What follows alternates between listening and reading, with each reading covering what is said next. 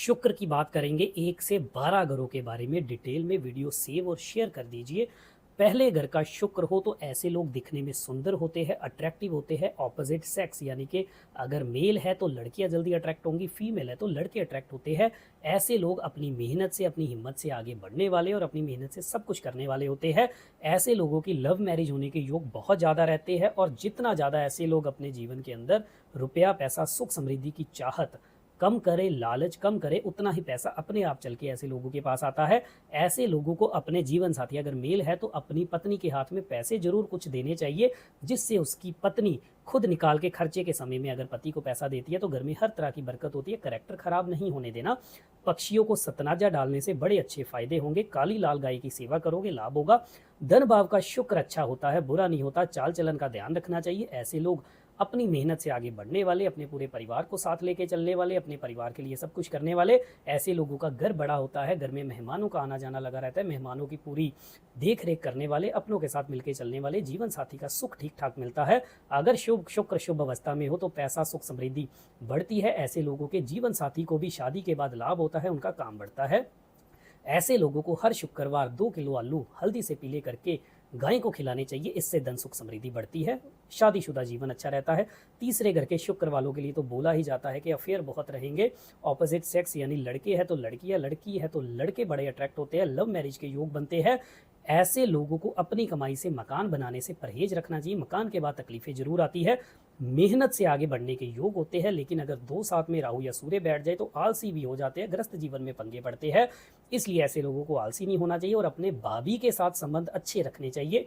चौथे घर का शुक्र अच्छा माना जाता है, बुरा नहीं माना जाता। अगर तो कोई भी एक ग्रह, शुक्र बुध या कोई भी एक ग्रह इसके साथ, खास करके इसका मित्र शुक्र केतु या शुक्र शनि, शनि अच्छा होके इसके साथ आके मिल जाए तो जीवन में धन सुख समृद्धि के योग बड़े अच्छे देता है। यहाँ बैठा हुआ शुक्र केतु के फलों को जरूर खराब कर देता है, लेकिन इस घर के शुक्र के लिए खास बोला गया है कि चाल चलन अच्छा रखिए। अगर शुक्र खराबी पर हो तो वैवाहिक जीवन में दिक्कतें, 2 शादियों के योग या शादी के बाद अफेयर एक शादी की तरह है। यानी कि अगर लड़का है तो अपनी पत्नी के अलावा बाहरी किसी औरत के साथ संबंध लंबे समय के लिए हो जाना और उसके लिए पैसा भी खर्च करना, इस तरह के योग बनाता है। लेकिन चाल चलन का ध्यान जरूर रखना चाहिए। 7वां घर खाली हो तो ऐसे लोगों को 4 शुक्रवार 4 आड़ू की गुठली, आड़ू फ्रूट होता है, उसकी गुठली उसमें साबुत सुरमा भर के काले धागे से बांध के हर शुक्रवार 4 गुठली ऐसी तैयार करके घास वाली जमीन में दबानी चाहिए। इससे शादीशुदा जीवन और धन के हालात अच्छे होते हैं। केतु ऐसे लोगों का खराब होता है, इसलिए ऐसे लोगों को जिद्दी अड़ियल ज्यादा नहीं बनना चाहिए और अपने शादी के बाद अपने जीवन साथी के साथ दोबारा रीमैरिज, दोबारा शादी करनी चाहिए मुहूर्त निकलवा के। लेकिन उस समय ध्यान रखें आपके पत्नी प्रेगनेंसी के अंदर ना हो। 5वें घर के शुक्र वालों को तो अपने करैक्टर के लिए बड़ा ध्यान देना चाहिए। ऐसे लोगों का मन बड़ी जल्दी डाइवर्ट होता है ऑपोजिट सेक्स की तरफ। दिल के अच्छे होते हैं, सुंदर होते हैं, अट्रैक्टिव होते हैं, अच्छा पहनना, घूमना फिरना और अच्छे जीवन साथी की चाहत मन में रहती है और अपने जीवन साथी से ज़्यादा सुंदर, रोमांटिक भी ऐसे लोग होते हैं। लव मैरिज के योग ज़्यादा एक्टिव होते हैं। ऐसे लोगों को अगर किसी भी तरह से मैरिज लाइफ या धन सुख समृद्धि को लेकर दिक्कतें हैं तो सबसे पहले चाल चलन अच्छा रखिए और हर शुक्रवार 27 शुक्रवार तक आटा आधा किलो मंदिर में देने से लाभ होगा। 6ठे घर के शुक्र के लिए कहावत है, लल्लू करे कवलियर अब सिद्धियां पावे। यानी कि अपनी सोच समझ बुद्धि के साथ ऐसे लोग कोई भी काम करेंगे, परमात्मा खुद आके उनको सफलता दे देगा। इस तरह की ऐसे लोगों की किस्मत होती है। लेकिन अगर शुक्र के ऊपर राहु सूर्य की दृष्टि आ जाए या 7वें घर में राहु सूर्य आकर के बैठ जाए या चंद्र आके बैठ जाए तो ग्रस्त जीवन, काम और पैसे की धज्जियां उड़ा देता है। लोन, कर्जा, बीमारी, सेहत की खराबी, हड्डियों की कमियां, इम्यून सिस्टम कमजोर होना, इस तरह की तकलीफें देता है। ऐसे लोगों को 27 दिन लगातार एक कांसे का कटोरा और थोड़ा सा दही अलग से, ये दोनों चीजें मंदिर में देनी चाहिए। और ऐसे लोगों की पत्नी को सोचना चाहिए कि घर में नंगे पांव बिल्कुल ना रहे और गाय की सेवा करनी तो जिंदगी का नियम बना ले। अगर गाय की सेवा छोड़ी तो मामला खराब होगा।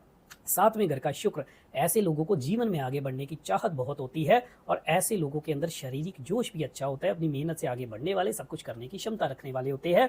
लेकिन ऐसे लोगों को समय समय पर मंदिर के अंदर जिमीकंद या कांसे के बर्तन देते रहना चाहिए। इससे शुक्र की एनर्जी और बढ़ती है। काली लाल गाय की सेवा करने से बहुत अच्छे लाभ आते हैं। 8वें घर का शुक्र जीवन साथी के लिए उतना अच्छा नहीं होता। अगर 7वें या दूसरे घर में राहु सूर्य आ जाए तो ऐसे में पत्नी की हालत तो वैसे ही जली हुई मिट्टी की तरह बताई गई है। यानी कि ऐसे इंसान की पत्नी हमेशा बीमार रहती है। अगर फीमेल की कुंडली में है तो उसकी इम्यूनिटी कमजोर रहती है या कई बार अबॉर्शन, मिसकैरेज या वाइट डिस्चार्ज जैसी जो फीमेल्स की प्रॉब्लम होती है, इस तरह की परेशानियां ऐसे लोगों को देखने को मिलती है। या मंथली दिनों के अंदर भी परेशानियां ऐसे लोगों को पाई जाती है। ऐसे लोगों के ग्रस्त जीवन में उतार चढ़ाव आता ही आता है। ऐसे लोगों को 27 दिन लगातार 800 ग्राम जिमीकंद मंदिर में देना चाहिए और हर शुक्रवार गाय की सेवा करना अपना जिंदगी का नियम बना लेना चाहिए। 9वें घर के शुक्र के लिए लाल किताब में बोला गया है कि मेहनत 4 रोटी की करोगे, फल 2 रोटी का मिलेगा। मेहनत 100 रुपए की करोगे, फल 50 रुपए का मिलेगा। मेहनत का लाभ नहीं मिलता। ऐसे लोग अगर काली या लाल गाय की सेवा करनी शुरू कर दे, और विशेषकर ऐसे लोगों की पत्नी अगर काली लाल गाय की सेवा करती है तो लाभ होता है, और ऐसे लोगों का मंगल बद माना गया है। ऐसे लोगों को खास करके 43 दिन लगातार एक चांदी का चकोर टुकड़ा नीम के पेड़ के तने के ऊपर दबाना चाहिए, यानी कि नीम के पेड़ का जो तना है उस पे जो छिलका होता है लकड़ी का, उसको हटा के अपने अंगूठे पे चांदी का चकोर टुकड़ा रख के इस तरह से प्रेस करके दबाना है और दोबारा छिलका उसके ऊपर लगा सकते हो। 43 दिन लगातार करना है। पेड़ बदला भी जा सकता है। ऐसे लोगों के का जब भी मकान बनेगा, या अगर बच्चे की कुंडली में ये योग है तो ऐसे लोगों के पिता जब मकान बनाएंगे उसके 17 साल के बाद ऐसे लोगों का भाग्य होता है। 17 साल के बाद घर में हर तरह से रुपया, पैसा, सुख, समृद्धि, पुत्र, संतान, वैवाहिक जीवन, हर चीज का सुख मिलता है और जीवन बड़ा आरामदायक होता है। ऐसे लोगों का बैंक बैलेंस भी फिर बहुत अच्छा बनता है। 10वें घर के शुक्र वालों को चाल चलन का जरूर ध्यान रखना चाहिए। चाल चलन ज्यादा खराब नहीं होने देना चाहिए। अपनी मेहनत से आगे बढ़ने वाले होते हैं। ऐसे लोगों का अपने काम की जगह पर कई बार अफेयर या इस तरह की सिचुएशन बनती है, इसका जरूर ध्यान रखना चाहिए। काम की जगह पर किसी भी तरह से एक्स्ट्रा मैरिटल अफेयर पर बहुत कंट्रोल रख के चलने की जरूरत है। दही, ऐसे लोगों को मंदिर में दही, रुई और कपास यानी मिट्टी अपनी इच्छा अनुसार हर शुक्रवार मंदिर में देने से लाभ होगा। 11वें घर के शुक्र की बहुत खास बात है कि अगर ऐसे लोग आलसी ज्यादा हुए, अपने काम के प्रति करने में भी आलसी हुए, तो शुक्र खराब है। और फिर मेल की कुंडली में अगर ये योग है तो उसकी संभोग की ताकत, सेक्स की ताकत भी कमजोर होती है और समय के साथ साथ ऐसे लोगों का वीर्य कमजोर होने लगता है, जिस वजह से ऐसे लोगों को खास सलाह दी जाती है कि बच्चे की प्लानिंग में देरी ना करें। अगर 30, 32, 33 साल की उम्र के बाद बच्चा प्लान ऐसे लोग करते हैं तो हो सकता है फिर डॉक्टरों के चक्कर लगा के IVF पे जाना पड़े या संतान सुख के अंदर कमियां आ जाए। तो इसलिए ऐसे लोगों का अगर शुक्र खराब है, आलस ज्यादा है, काम के प्रति आलसी हो, तो सबसे पहले आलस खत्म करो और मंदिर में 43 दिन लगातार 1100 ग्राम दही से देना शुरू करो। इससे आपकी दिनचर्या अच्छी होगी, कमाई अच्छी होगी, जोश बढ़ेगा और जो आपकी कहीं ना कहीं सेक्स पावर कमजोर है इसके अंदर कहीं ना कहीं आपको फायदा आना जरूर शुरू होगा। संतान सुख पूरा मिलेगा। 12वें घर के शुक्र के बारे में तो लाल किताब में कहा गया है कि ये शुक्र अगर पत्नी की कुंडली में है तो उसके पति को लाभ देने वाला शुक्र होता है। ऐसे लोग ऐशो आराम करने वाले, घूमने फिरने के शौकीन। अगर शुक्र शुभ अवस्था में है तो विदेशों के अंदर बड़ा अच्छा लाभ देता है और कहीं ना कहीं इंसान को जीवन के अंदर अच्छी रुपया, पैसा, सुख, समृद्धि जरूर दे जाता है। चाल चलन का थोड़ा सा ध्यान रखना चाहिए। थोड़े मौज मस्ती वाले जरूर होते हैं ऐसे लोग। ऐसे लोगों को गाय की सेवा करने से लाभ होगा। इसी तरह से हर वीडियो हमारी देखने के लिए पेज के साथ जुड़े रहे। पेज को फॉलो जरूर कीजिए।